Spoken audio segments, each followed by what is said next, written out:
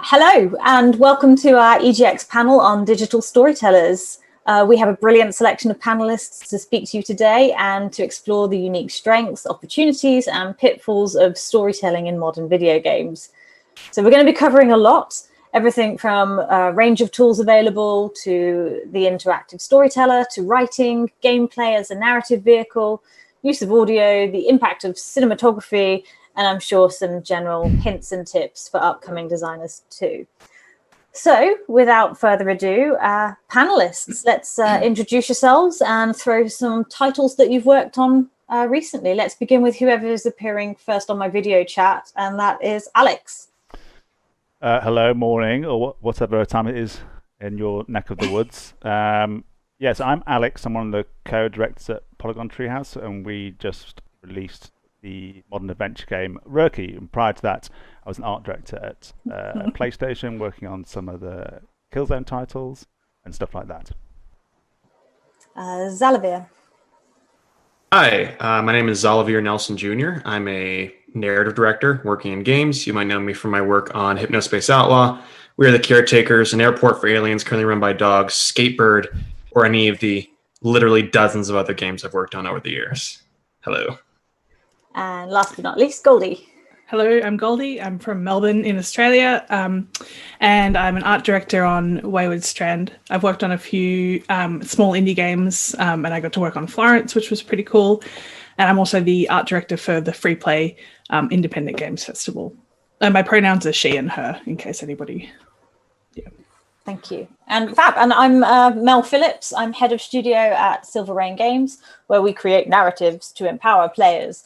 But none of which I'm allowed to talk about at the moment. So for today, I'm going to be hosting and leading us through this sort of epic journey into storytelling. So where to begin on this? We're really on trend at the moment because there was recently a really big Twitter thread from the wonderful Rhianna Pratchett on writing as a discipline within the games industry and how that's starting to really form and come to the forefront. And she quoted James Swallow as saying, "There are no maps for these territories," in that it's difficult to give specific sort of career journeys for those wanting to enter the industry at this moment in time. So to begin with, I thought it might be useful to run through each of your career journeys and how you ended up doing what you do now. So I'm going to start with you, Goldie, and then we'll move on if there's time for other people. So how did you get to this point? I think there are so many different pathways in, for sure. I sort of feel in a way that I fell into it. There were a few choices along the way, but for me, I grew up, I had lots of older siblings, much older, about 11 or 12 years older than me. So I grew up reading things that I probably shouldn't be reading.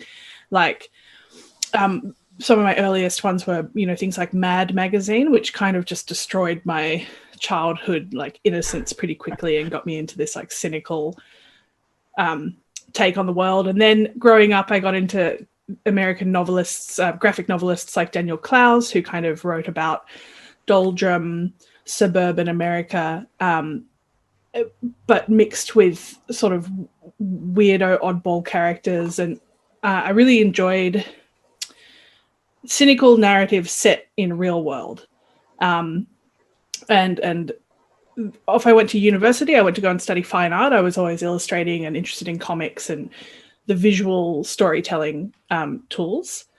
And I went off to study fine art, and they didn't have anything digital, and I was working in Photoshop at that point. So I thought, okay, well, I'll go off and I'll go and do the games degree, because that's where I'll get the best digital art kind of education. And when I arrived in the games degree, narrative games were really only just starting to kind of bear their teeth a little bit. We had games like Fez had just come out, and so the indie thing was really about sort of, cool platformers, but mostly the study was still about like fighting monsters and robots and using guns. So I got to be an undergrad when I guess this like neo-realistic thing started to happen in games narrative. And I went on to, make a few little games that were about kind of either my life or the lives of sort of people who would be in my real world. And yeah, sorry if I went on a bit of a tangent, but I guess living in Melbourne, there's such a good creative indie arts scene for things like music and film that we've seen one kind of emerge for games, and that's been where I've done a lot of my work and a lot of my collaboration with like-minded people who are just using games as like as a new medium, like a new artistic medium to write like human stories. And then in terms of career path, it's just been collaborations, a lot of it in Melbourne. It's really interesting.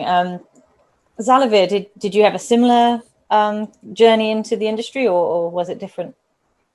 Very different. I was a literal child and pretended to be an adult so I could get review copies of games and be a games journalist. From there, my career path was pretty intentional, which I'm very thankful for in hindsight. I knew that to stay in this industry, I need to figure out not just, do I want to get into games? Because that's so much of the focus. You want to get into games so much that you might end up getting stuck in a place where you don't want to be, or just unhappy from the get-go, even though you're technically in the industry. So I was kind of laser focused on finding what would keep me around for the duration of a career. I went from writing about games to writing for games to becoming an adult to looking more into narrative design and ways to bring together multiple pieces of a game and a game's design to communicate a narrative story. And then from there, I realized I didn't give a crap about touching every piece of the game. I just wanted to ship on time and on budget. Because, Lord, there's too much we need to do, and we're all going to die one day.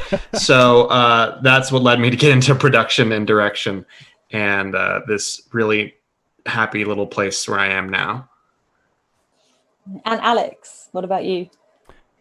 So I studied animation at university, and it was kind of quite a broad course. It was at the National Centre in the UK, and so there's people going into films and games from that. And basically, Sony Cambridge came and set one of our final year projects, and it was, I'm showing my age here, but it was to create a PlayStation 2 spec character. So it was in, I think it was in like 2000 or something like that.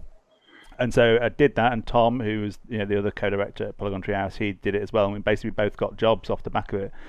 So we started work at Sony Cambridge straight from uni. I was a junior character artist and animator. Tom went into environment stuff, and then basically stayed at Sony in its various guises, or that studio in its various guises for about 14 years, and learnt a lot in terms of like art, storytelling, like production, direction. So basically, when the studio unfortunately closed, I guess like 3 years-ish ago. So we decided to forge our own path and go indie. So I'm guessing, we made Rurky, which is very different from the games we've made in the past. It's kind of much more intimate and personal, and it's that people don't know much about it. It's basically an adventure game inspired by Scandinavian folklore. So it's this story of trolls and monsters, but it's kind of collided with the reality and this very human story of a broken family getting reforged. And so guessing our approach, because we come from an art background, our approach does tend to be art-led in like how we make games and tell stories, but then we're very keen on and leveraging all the other disciplines as well. Like, obviously writing is key, audio, cinematography, so we try and kind of have a real holistic approach. But our kind of in is definitely from the art side.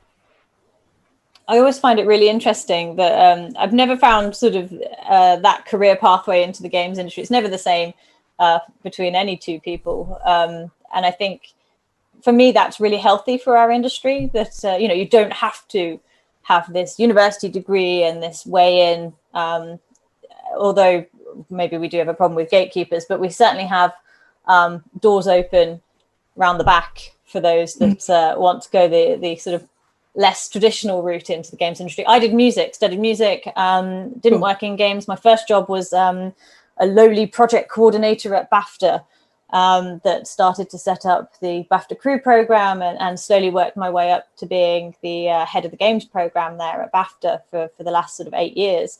And then Abu Bakr Salim, my business partner, said, let's make a studio. And now that's what we do. So again, sort of a sort of weird way into the industry. But that for me is always comforting, because I think it means that, you know, we rely heavily on, can you do the job, rather than let me see your papers. And I like that. So here's something, this is a bit controversial to start off with. I often see a sort of meme going around on Twitter about narrative designers getting upset about the phrase that, you know, we're all storytellers. There's a story inside each of us. You just have to be able to have the opportunity to tell it. And my question is not to sort of diss on people that have, you know, I've got a really good game idea to show you, because I think we all get this. You all get people that go, oh, I've got a great game idea. I certainly have, you know, when I go home for family Christmas, aunts and uncles going, hey, listen to my idea about games. So with all these people that have ideas, what is it that differs narrative designers from people with just a cool idea? How do you move up and level up and take it to the next level? I'd say make something. I think that's the kind of thing. That's the only thing. Yeah, because you only, like, an idea is an idea, and a lot of it stuff is in the execution, and especially in terms of narrative in games, like an interactive narrative, until you actually start laying down some of the structure and playing it and see how it feels. It's really, you know, it's really hard to tell. And actually, sometimes ideas, it's really important to have a strong vision, but ideas can like change and evolve and add nuance. Yeah, like it's just like narrative design like covers a lot of different areas depending on the genre of game you're making, because, you know, narrative designer is still really important in like an action game, in storytelling, as they are in like a more of a, what people would call it, you know, a story rich game that is very focused on the narrative. So narrative designers, you know, there's a broad school there, I guess. Yeah. Right. I think you know, I'm not a writer. I'm much more personally interested in using visuals to tell the story, but I think Alex has got a good point in that. Of course, you know, one must start somewhere. If you're watching this and interested, you just have to start writing. But there are people who are so skilled with being narrative writers for games.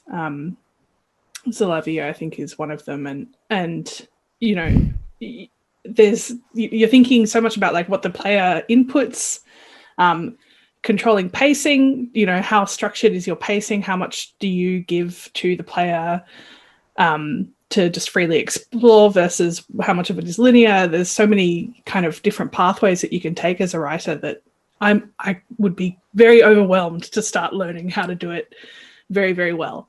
I don't think there's a simple like, oh, that's how you do it, you know. That's my thought on it. I think something really important to recognize for this specific question is that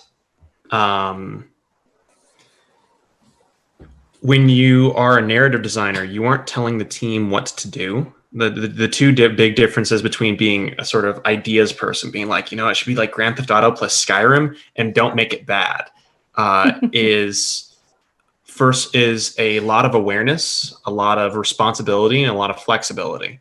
So a lot of awareness of the team and the overall environment, thinking about what is the art style, what are the constraints, as Goldie was pointing out, all of the different, the control inputs and how you can utilize those in themselves to tell a story.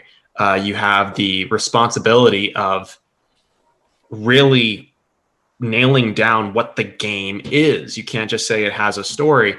How is that story delivered? What are the chunks? What are the constraints? How do other people create things within the same foundations you've made? And really the flexibility, which is the sort of the peak, the peak danger and the peak thrill of being a narrative designer, is that the ground is constantly shifting beneath you. So you're told, hey, we were making Grand Theft Auto plus Skyrim, but it turns out people don't like Grand Theft Auto anymore. So now it's Skyrim plus Skyrim. And rethinking your entire approach, having the having the creativity to sort of give up one version of an idea to find a new one and the best path forward alongside an entire team. That's the heart of narrative design. And if you want to say things to people and have them just do what you say, then games in general might not be the medium for you. Yeah, that's such a good point. If I might just jump in, like you say danger and I think opportunity, but then you keep speaking and I'm like, oh no, danger. That's right. Product, like being a producer is such an important part of it. That's, yeah. I think some of the really interesting things that I find with the narrative design as well, there's obviously a perception of it is very linked to story and writing, which of course it is. But in some ways, some of the writing is not like actual writing. It's not like the dialogue you'll see in the game. There's like the writing, which is like the broader story, which is conveyed in different ways. Also with the narrative design as well, one of the things we found really fascinating is part of narrative design for us was like adding in breathing space into the game. So there's gaps there that allow the player to absorb and reflect. So I think there's some of the things that are kind of key to narrative design aren't necessarily the things that people may associate with it from the outside. So those kind of lulls in the game basically allow the game not to be really like story dense. So it's not like wall to wall story. You're being bombarded with it, allowing the player time to explore and things to kind of resonate with them and just. So I guess like a lot of with music and storytelling, a lot of it is about contrast, and so you've got peaks and troughs and quiet moments and loud moments. I think we're definitely seeing that. Like, we're a new studio, we're starting up, trying to figure out like what are we doing, who are we, and the thing that comes across the most is that everybody has creativity. To work in the games industry, producers, programmers, they're all creatives. Nobody is just sort of the workman, and the ideas that come forwards I think have been really surprising, and having that communication as a team, it's definitely a team building. You need narrative designers to sort of go, okay, let me just sort of wrangle that in and present that as a script, but for us it's definitely a team process when we talk about storytelling. Huge. So we're definitely starting to see sort of storytelling in games grow in power. I mean, Alex, you sort of joked about it's shooty stuff, and now we're starting to see more this sort of shift, and I think that comes from games like Life is Strange, the Telltale series, and more recently Last of Us or Red Dead. They really promote sort of narrative gameplay, this storytelling at the forefront of commercial games. But we're also starting to see a huge number of indie games exploring narrative as its main sort of mechanic. So Zalavir, I was wondering if you could speak more about the variety of narratives that you're starting to see in the games that you're making and in that scene. Yeah, I've worked on over 40 games in the past 4 years, and the range of things that are being created, even in the same genre, even with similar project goals, is incredible, because every time you bring different people into a room, even for the exact same idea, the idea itself and how it's executed upon fundamentally changes. So when we're looking at the variety that we're getting now, one of the great things about working in narrative is really that your skill set can be applied to any type of game. You'll be doing different stuff. In The Last of Us, you might find yourself writing way more "it's a grenade" than in Roki. But those two game types and the types of narrative design you'll be doing for both are equally valid and deeply necessary to the wider experience. So the key for narrative in games is really, in terms of variety, is it's an infinite space. So the most useful thing you can do as a narrative designer, which I think we're already starting to touch on, especially I love how Goldie's input is emphasizing that. You as a narrative designer, knowing the production process of games, knowing how your work is going to impact 7 other departments is so essential. And creating constraints that help in conjunction with the rest of the team to help guide what you're doing and focus it down a path and make sure that you don't end up spending 7 years making a game if you haven't planned for it in advance, This That's is really essential. one of like the happiest mistakes to make when you're a young dev, though, because it's a lot of fun. Like, at least Yeah. you've got to give the first mess up game that you make where you're just like, yeah, this and that, and you throw production out the window. It's like it's a horrible process at the end of 8 years, but it was fun. Just putting that out there, right? It's lovely and terrifying that, like, yeah, the games I made early in my career, I would never ever try to do that now, which means that those things wouldn't have existed if I had known better. Sure, it's worth it. Yeah, I think some lessons you have to like. You can get all the advice you can and like read as many articles or talk to people or like look at talks like this, but sometimes you have to like make your own mistakes. There's the thing of like, sometimes you have to try something and like trial by fire. I'm guessing like for narrative stuff, and one of the things that we were keen to do and something that was important to us, like, so in a lot of my time at Sony, I worked on some games like there's a game called Ghost Hunter 24, the game, the Jack Bauer game. I worked on that, and it looked like the Killzone stuff. And actually, the Killzone stuff was pretty good, but I think in some of those early games, especially on 24, because I was working in animation and like cutscene side, we spent so much effort in these linear cutscenes. It's like movies. Realistic. And multi-panels, and they were all quite nice, but people just skip them because actually people don't want to really experience. I mean, it's probably speaking from my own biased opinion. People don't really want to experience narrative like that, and again, they want to play the game.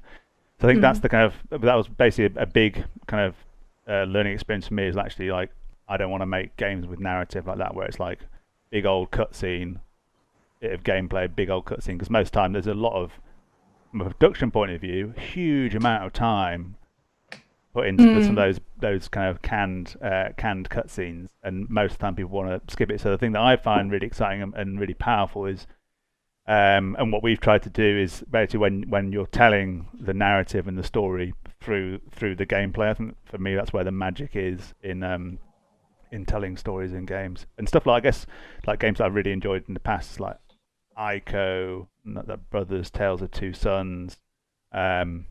That just you're and some of them don't even have dialogue, right? And it's still a story, still a very powerful story. So yeah, I think and it's really exciting to see what new people are doing in that space as well. I mean, that's really the opportunity that we have as people interested in game development, or as people who hang out with game developers or are game developers, is that we kind of saw narrative in games. Like, it started off, I think, with like a really strong indie kind of like queer vibe. A lot of queer artists were using interesting narrative stuff in games, and then that developed and more people adopted it and started looking at it, and now the community got stronger, and now I think we're starting to see like programmer types and people interested in like game mechanics design go, okay, well, how can I marry like game mechanics design to this like really cool new novel way of putting like worlds and stories and people and narrative. Like, how can I marry those interestingly? What can I design to deliver the narrative in a way which is unique to games, in a way that's inspired by film and inspired by novels and inspired, and but which is interactive. What do you think of that's just like this incredibly exciting like design moment, right? We haven't had that before. What do you think of the term narrative radiation, almost, for in terms of like what we create as digital interactive storytellers? When you get outside of the linear cutscenes, the fact that even in a game where your primary play experience is something totally different, the context that's surrounding it is imbued with narrative to the point that it becomes something greater than the sum of its parts. I think I know what you mean. So, like, I guess I've heard the term narrative soup before. I don't know if that's the same thing. Where basically no. So I'm guessing you're saying like in a game like an action adventure game, the fact that the world itself is so story rich that actually the player is projecting meaning onto the actions that they're doing because there's so much world building in the world. Those that I'm a big fan of the From Software games, and I really like that kind of the storytelling in those things. Basically, you're that stuff could all be absent, and people would still enjoy it as like a fairly hardcore exploration and fighting game. But the fact that it kind of drops you in the world and doesn't really tell you anything about it, and you're gradually building up this idea of this story, and it all feels very mysterious, and you're peeling back the layers. Yeah, I find that stuff quite exciting because it adds to the feeling of going into the unknown and like uncovering this thing. And it may be that I think because you're doesn't really like when you make a connection between two different story bits, even though like very implied, it feels like quite a powerful aha moment. And I think and the fact that it's doesn't feel like a fully fleshed out didactic story that's like really explicit, that makes it all the more mysterious and more of a more powerful narrative experience for me. I don't know if I went wide of the mark, or if that's what I want to know too. So I was going to sort of bring this into our next question, actually, which is about world building. But we're in this really exciting time as well, where sort of next gen consoles are on their way and new technologies coming. So in terms of the future of storytelling, does that change things? With this sort of, we're seeing it more as a power and as an industry in its own right, but with new technology, and Goldie, you touched briefly on sort of film and cinematics there, sort of bleeding into the game sphere. So what does that mean for games?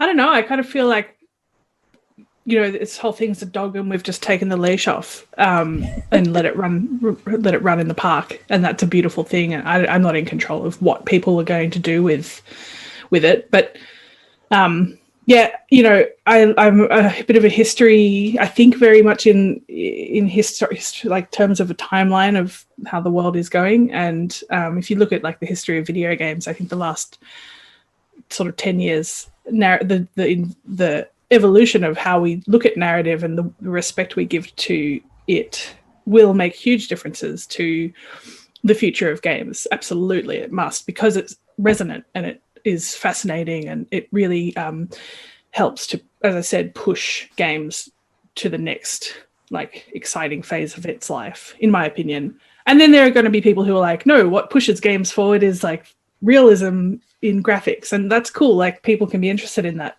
but I think the dog off a leash thing is really how I feel about it. I think that people have so much access now to thinking about this. Only 5-6 years ago, thinking about interesting ways to incorporate narrative was kind of really indie, like fringe indie. Like people weren't thinking about it too much. Not most people. Certainly not companies like.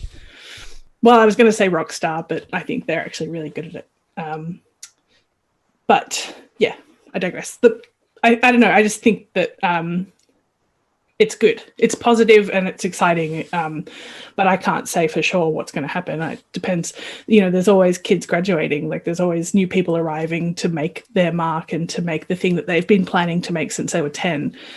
And if it's like a healthier and happier community and a safe space for everybody, and more people are welcome and more diverse voices are here to tell their stories, like bring it on. Like I just think it's going to be great. Yeah. And so about sort of word, oh gosh, I'm pulling everything around. In regards to world building, Alex, you picked up on sort of it's wider than the narrative, this sort of archaeological storytelling. Can you tell us a bit more about what that is and what that means, specifically as well for Roki, and how you came about with the design? Yeah, well, so I guess for what we tried to do is to allow, we kind of drop the player in the world, and we basically try and have as little exposition as possible, where we're like sitting you down and telling you the story, because we, I think used frugally it's fine, but when it's kind of overdone, it's like, it just feels like there's a story and there's the game, and there's quite a separation there. Whereas do you want them to kind of be like intertwined?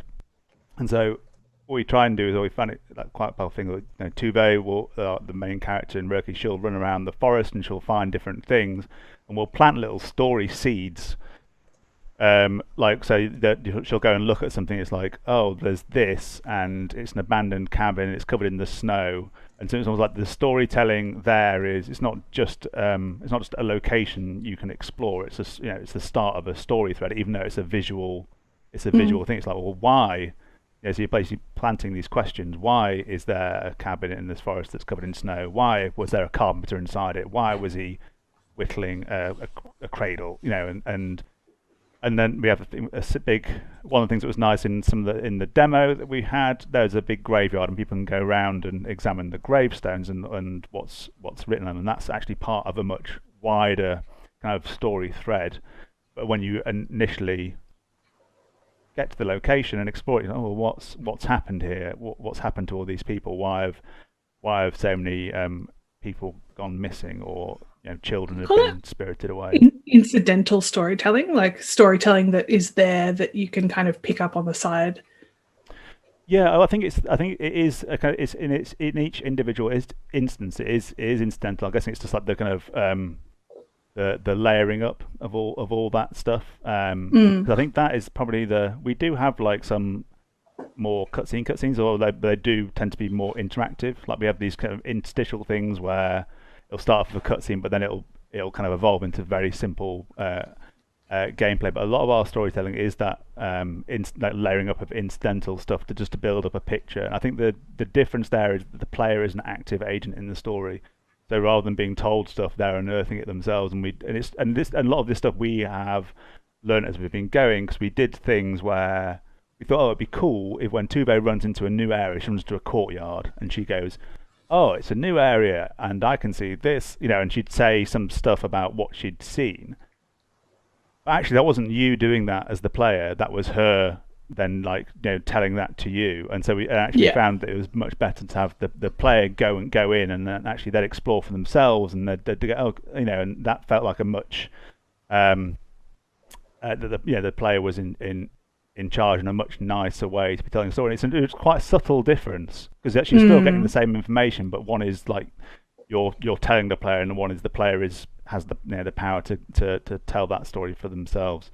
But yeah, and we also I think that's the kind of thing I think about with narrative stuff and design, is like looking at a game and seeing all the different opportunities for storytelling within it. It's like and some of that will be in music, some of that will be in lighting, some of that will be in cinematography, and but it's about finding those opportunities and trying to make them as powerful as possible. So we try and do quite a bit with in-game cinematography.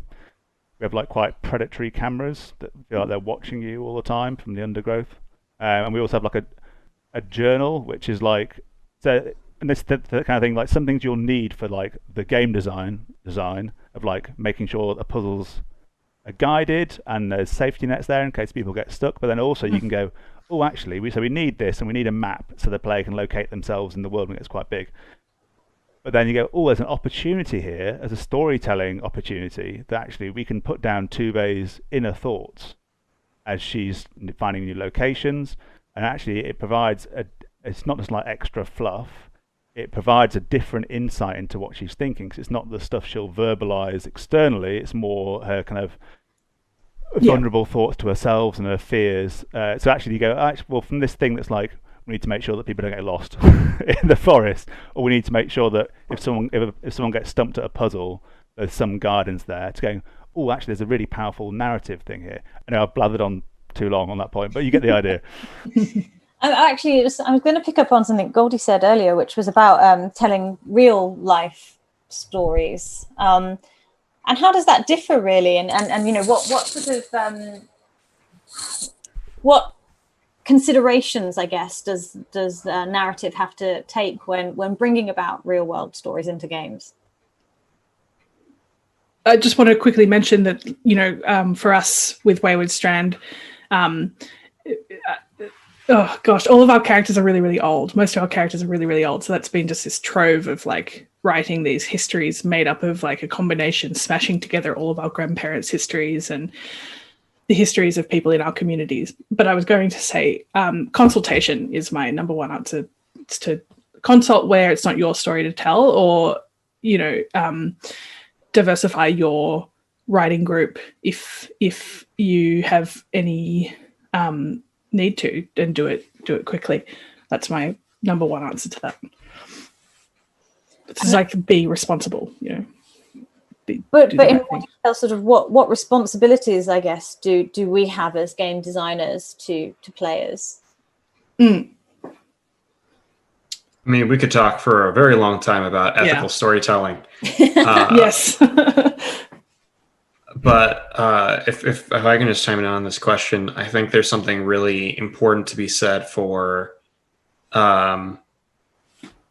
ethics starts on a team level. So as Goldie mentioned, even if you bring to a standard gruff military man shooter a more diverse group behind the scenes, they're going to pull out different things in that scenario than what you've seen before. When you have, as part of your pillars for a title, treating subject material ethically and with nuance, or bringing on consultants, that propagates throughout the entire game development process. So really, as much as we can talk about ways to execute ethically, so much of it just starts with the way you make up and lead and set the direction for a team. Which goes on to influence the entire industry and therefore, like, hopefully our culture. Can you talk about how you did that for Wayward Strand? Yeah, I mean, we consulted with the Bunurong Lands Council down here. So Australia has I think like one of the longest Indigenous histories on the planet, which is extremely cool. And Australia was broken up into like probably hundreds, I'd say, of nations. And where we've set Wayward Strand is down on the southern coast near where we are in Melbourne. And so we got in touch with the Lands Council down there and have had quite a lot of meetings now with them talking about Wayward Strand, and just because Wayward Strand is like full of like literally probably getting up to thousands of little stories now because of the mechanics of it. We have an Indigenous character on the ship, and we wanted to like ask for their recollections of that area in the 70s, because none of us were alive in the 70s, and we were doing this with everybody who we were speaking to down there, but having an Indigenous consultation like relationship there was really fascinating. And not only did I personally like learn a lot about the place that I live, but the character is so much sort of honestly richer and more interesting, and has a lot more to say that I wouldn't have considered. And the way that he answers questions now, and the sort of what drives him is based in reality, and that's, to me as an artist, better. So that was like the main point of consultation for diversity, but we've also been able to do consultation with like a lot of older people, like really old people, not only to kind of ask them about the 70s. So we've spoken to a lot of nurses who were nursing in the 70s. The game Wayward Strand is set in a hospital in the 70s, but also just to listen to old people talk to us and pick up on Australian mannerisms and cues. What else have we done? We consult everywhere. We've consulted with architects, obviously. We're turning a floating ship into a hospital. But for narrative, for me, the most interesting relationship that I've been like lucky enough to kind of be there for was with the Land Council, for sure. And they're really happy to, like, they love, you know, that we reached out, and we are always telling other devs that, you know, it's just a phone call or an email, you know, and it improves the situation. So my studio, Silver Rain Games, does particularly well at like attracting diverse hires, because it's interesting that you mentioned about diversity there and how that maybe affects the industry itself, you know, making games about diverse content. So Abu and I often credit the fact that we attract these more diverse hires for the fact that we are a woman and a black man leading a studio. Like, representation seems to matter in that case. just sort of organically attracting more diverse hires to us. But I'm keen to hear from the team as well in terms of what are your thoughts on welcoming more diversity into the area of games, and how do we combat that? Is it just a case of putting out more diverse stories, or can we do better? Learn how to build guillotines. Eat the rich. Number one. I think that obviously the more prominent visual people that are in the industry, so people who are aspiring game developers can look at interviews and media and and go, there are people like me working in games. So I can there is the possibilities there. I think the more, I wouldn't say the easier it becomes to make games, maybe the more accessible. There's less barriers. Obviously, there still are barriers to entry, but less than there were 10 years ago, and more people making more diverse games over time. That will help. And I think there definitely is a responsibility for creators to be making their teams more diverse, and if they're trying to tell a certain story, getting people involved like really early on as a kind of intrinsic parts of the team to lay the kind of foundations for that. I think that is the responsibility of of the creators. I think it's easy to become the champion, I think. So both Abu and I feel that, I get asked a lot to speak on, what is it like to be a woman in the games industry? And it's like, I don't know. It's like, I don't know exactly. I've only been this. So I can only tell you from my own experiences, which are, as we know, completely diverse in terms of everybody's journey into the games industry anyway. So, me telling you how to be a woman doesn't help you get a job in the games industry.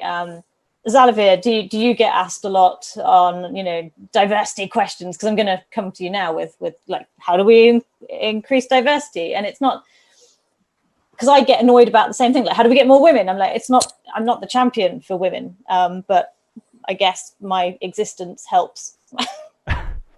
Yeah, there's several components to this. I think one really valuable thing that y'all did touch on is visible people and people in leadership from diverse perspectives does change things massively. If you've got one person of color on your team, when I'm looking at sort of your team photo, it makes it, and that's the only person in like a sea of white. It makes a difference if that person is a junior artist or if they're a lead or direction level developer, because I know with that knowledge to what level their experience is being utilized and respected within that studio. There's also, to be frank, the component of if you are the one person within a studio, you see an exponential downward, unless there are specific safeguards in place to prevent this. If you are the one diverse person in a studio, or you're the one person being called upon for the diversity questions, there's an exponential downward effect to how much you can do. Because if you raise, hey, the way we're treating this character, this group, or this representation specifically in this instance is off, and you are the only voice saying that, your voice can get tuned out, you can get fired, you can become the nagger, et cetera, et cetera, et cetera. It doesn't fix things to have one person from a diverse perspective or a marginalized perspective on your team. To have an effective upswelling of a voice, you need more than that. And I know, especially for small teams, that can be hard to find. But in terms of, this is where, as Goldie mentioned, you can have things like consultation or simply creating places for those voices to be respected and to be heard often and early is so essential, because otherwise you are creating a place where your diverse people are putting your diverse and marginalized developers are putting themselves in a dangerous place to give you the information you need to make your game better. Yeah. So wild. Yeah. I mean, we're a studio of almost 50% women, and it's unlike anywhere that I've ever worked before. And if somebody told me like, oh, diversity matters, I didn't realize the effect that it would have on our work practices, how we communicate. It's insane how different it is by being in that sort of work stream. And only just, and I mean, that sounds, I'm so embarrassed to even have only just realized, yeah, of course it makes a difference. But didn't realize how much it sort of infiltrated every level of development just by having that diversity.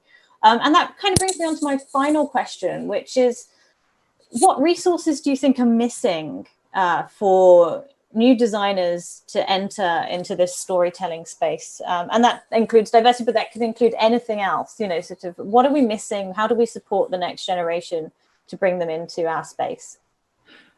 I think the biggest piece that's missing is a really delicate piece, really, really delicate, because there are going to be scoundrels out there who want to cash in on this, who have intentions which aren't focused on the art of writing for games and more focused on the money and influence. But I think the biggest piece missing is the kind of relationship between video game development and the old and flawed kind of like arts world. So, you know, I would love to be able to walk into my local library and have them say, oh yeah, here's a video game section where you can sit and peruse like the history of games. And I would love for, you know, places like museums to have more of an interest in it. And the kind of breaking away from where games are sort of settled into is this like really nerdy masculine thing. And I think narrative can kind of like hold its hand and pull it and say, here is games and here's the new games. And so the biggest piece for me is just like not something that really any of us can influence individually. It's sort of just like a slow cultural process of reframing where games sit as a piece of media in the real world. It'll take a long time. I think for me, when you look at like funding for games, it's like a big part, and then there's like various different seed funding, which is popping up now. Because I guess there's a challenge there that if you want to make, obviously you can make something in your spare time to try and like earn your wings and explore what kind of games you want to make, and you can make. I guess the really cool thing about narrative is that you can tell an epic story with not very much budget. You can imply a lot of stuff if you kind of work smart. So there are opportunities to tell whatever stories you want, but in a kind of quite a contained way. But I think you look at kind of like funding as a key thing, and how do we get people accessibility to funding. I know there's various different funds starting to pop up to encourage different people to get into games, and there's a kind of springboard to propel them there. So that's quite exciting to see. I think the number one piece for this process is an increasing literacy with what the actual workflow of the medium is, what it's actually like to be here, what's actually like to make games.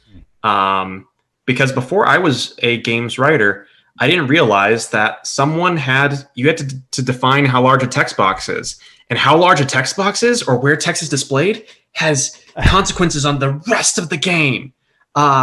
Whether you have text boxes at all. Maybe you don't have a background for your subtitles. How does that change the types of visuals you can have? Alex knows what I'm talking about. I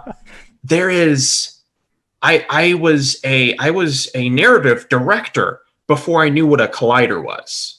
I hadn't worked on the back end. And for those who aren't familiar, a collider is the little green hell boxes that all of your video games are made out of. If you can walk into a wall and not go through it, that is a collider. When you are walking, it's along a surface, that is a collider. In a 3D world, everything is colliders. I see these invisible gremlins behind every screen. I'm ruined for playing any game now. But that fundamental knowledge that everything in a game is essentially either matching the shape of the object itself, or it's a sphere, a capsule, or a box. That's it. Don't tell them. that dramatically changes the way you approach a world. It shows you on a fundamental level what are the building blocks of these experiences that we're building. And if you don't know those coming in, if you're constantly running into this barrage of new information, yes, that's thrilling. But it also means you don't have the perspective to honestly start to build up the higher level skills that would allow you to meaningfully contribute to games on places beyond the junior level coming into your first job. Yeah. I think marrying the three of those, like connecting the three answers to that question, Mel, is like the ultimate answer.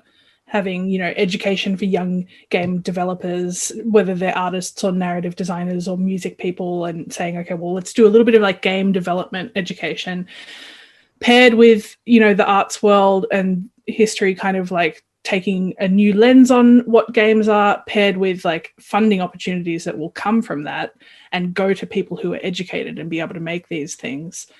That would be, I'd like The dream. the dream. Yeah. Amazing. Sorry, did you want to add anything? No, we're probably running out of time a little bit. The only thing I was going to add was for anyone creating anything, I think one of the really important things for me, and was always pushed upon us, was to have like a really diverse frame of reference and influences. I think that's the kind of thing, if you are looking to get in games, don't just play big AAA games, like play all the little weird games, watch world cinema, read books. Reading books. Dogs in airports. Yeah, and that's the kind of thing. Like if you wanted to write a fantasy book about wizards and you just consumed fantasy books about wizards, your fantasy book about wizards may be slightly generic. Yeah. So, you know. But if you were really into surfing, like you might be the person who writes that great wizard surfing novel. You know? Exactly. I'm waiting. Goldie, please make a wizard surfing novel. Come on, you can't just tease that. I'm under NDA. Trademark that name. Made a note.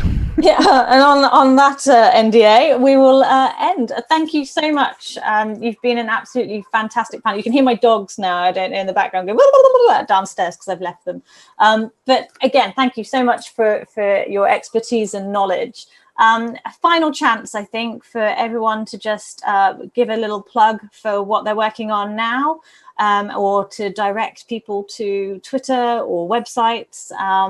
I'll go through again how you appear on my screen. So, Alex. On Twitter, I'm at Canaratron, and our studio is at Polytreehouse, and we've just made Rookie out now on Steam and GOG and coming soon to Switch. Am I next, or is it Zalavit? Yeah, it goes like this. Hello. You can follow me on Twitter at @RitNelson, WRIT Nelson. I'm working on a lot of things all the time, and I do bad puns there. Feel free to wishlist Skatebird or An Airport for Aliens, currently run by dogs, on Steam right now. And Goldie. Cool. Yeah, you can follow me at Ghost Town Goldie. You can follow my game at Wayward Strand, and it's also Steam wishlist season on that, so check that out, and also check out the Free Play Independent Games Festival if you haven't before. That's a really groovy place to watch lots of talks like this that have the artistic bent on them. Yeah, thank you. And you can find me at Lil Miss Phillips or at Silver Rain Games on Twitter. Thank you so much. Thank you, Mel. I've had a really lovely morning. It's very early here, so this has been a lovely start to my day, so thank you very much. Bye. See ya. Bye, folks.